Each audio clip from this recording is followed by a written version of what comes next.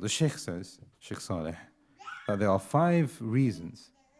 Either you will find multiple, you find them overlapping, like multiple reasons being activated at the same time, or each one of them is a severe cause of concern for itself. Number 1, he says that this ummah has become deviated from these 6 principles. So they have become far away from their religion. And obviously, if you're far from your religion, then you're not going to be united as an ummah. Either because of, number 1, he says, because of taqleed of a person's culture.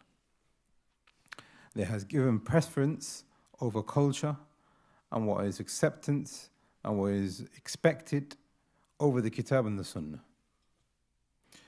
Number 2, because of jahl, because of the prevalence of ignorance. To the point, the Shaykh says that many people, now remember we said before in the beginning, what are these Usul al-Sittah?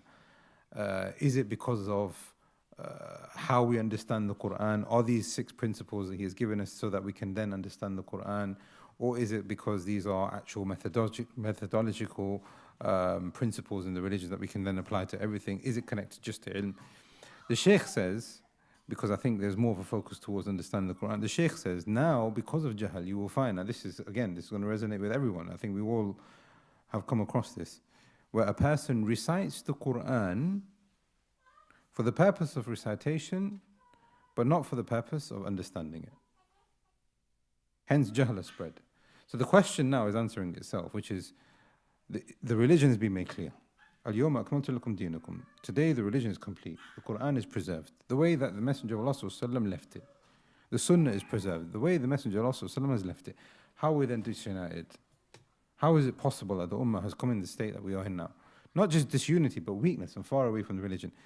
The first one, taqleed al-culture, meaning blindly following culture, giving preference and precedence to something else as your standards. But then, jahl. To the point that people have abandoned ilm, and any kind of connection that they do have towards ilm is now just for the purpose of recitation.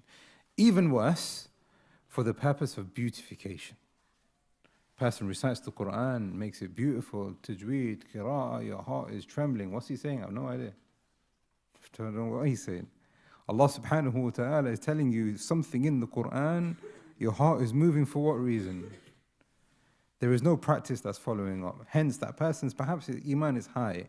As soon as the recitation is finished, khalas, it's down to 0. And this is perhaps something that we can relate to. Sometimes my iman is high, and then my iman drops. I have no explanation for it.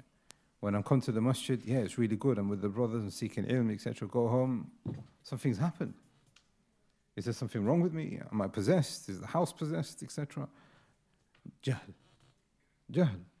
Have you benefited from the ilm so that you can walk out those doors, having then become a better person, so that when you leave the house of Allah subhanahu wa ta'ala, you are still carrying the house of Allah with you, the religion of Allah with you, the speech of Allah subhanahu wa ta'ala with you? The Shaykh is saying even worse than that, people now just recite the Quran for the purpose of blessings and tabarruk, where the actual barakah is in the ilm of the Quran and the risala and the message that is found within it. Not to take away, nobody can understand from what I'm saying here. I think this is clear, but I just want to make this as a disclaimer. Not to say that if you recite the Quran beautifully, then you haven't done anything good. That's not what we're saying, but I think that's clear to us all. Right. Number 3, the emergence and the spreading of people following their desires. I know what is right, but I prefer my desires instead. These usul, if the person understands them, and he understands them well, and he establishes them to the best of his ability, inshallah, he will be able to control his desires. And it will rid away from that weakness, or at least reduce it, or at least give him some resolve. Some people, I mean, there's different people on the spectrum of desires. Some people, he'll have the weakness, but you have to keep pushing him for them to finally slip. Some people have no weaknesses. Some people have weaknesses in major sins, but not minor sins. Some people have weaknesses in minor sins, not major sins. Some people, they are just reminded of the weakness and straight away they fall into it. There's no willpower at all, if you want to call it willpower. For a better word, it would be iman and jahl, like we've said before. Desires.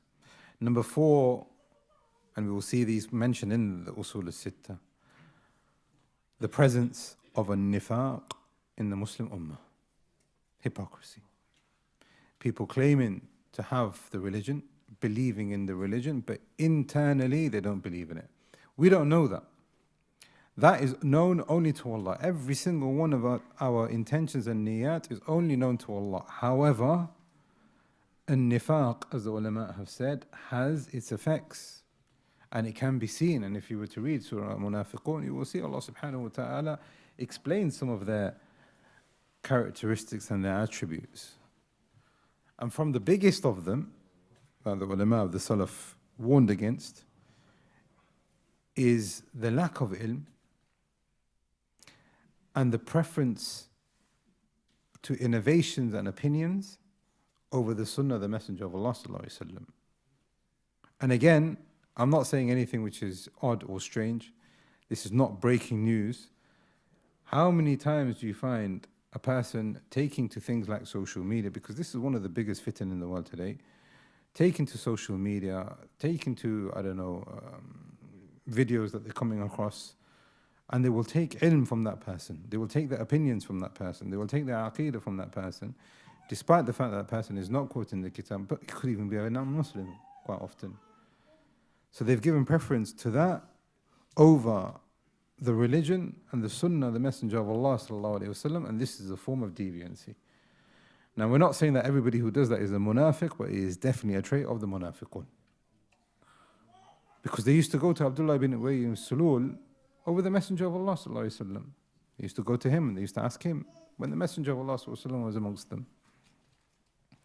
And then number 5, and again, because of social media, because of jahl, because of nifaq, because of desires, he says the 5th reason is shubuhat, the spread of doubts.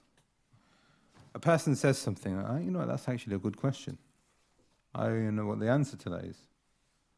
Where do I find the answer from? I don't even know. None of the scholars have talked about it, because it's a new shubha, it's a new doubt, it's a new thing that they've planted into your brain, into your way of thinking. There's no solution for it. Because of that, the person then becomes weak in these usul al-sittah.